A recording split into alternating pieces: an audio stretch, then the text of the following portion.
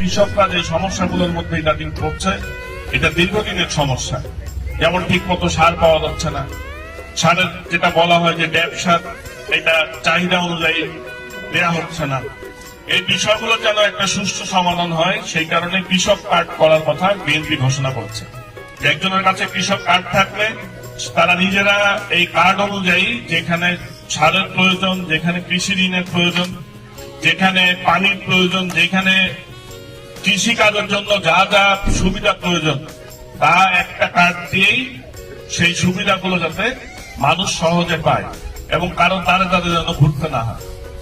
Family কার্ডের কথা বলা হচ্ছে মহিলাদের জন্য, যে তাদের যেমন বিভিন্ন ভাতা থাকবে, সেই ভাতাগুলো যেন ঠিক মতো দেওয়া হয়। মহিলাদের বিভিন্ন এই যে চাল ডাল গম এইসব বিষয়ে যাতে তারা কম মূল্যে এগুলো সরাসরি পায়।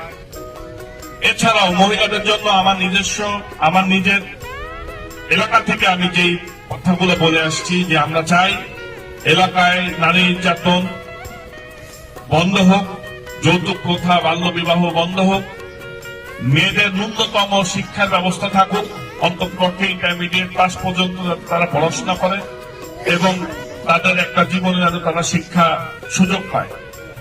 সেই বিষয়গুলো আমাদের মাথায় রাখতে হবে।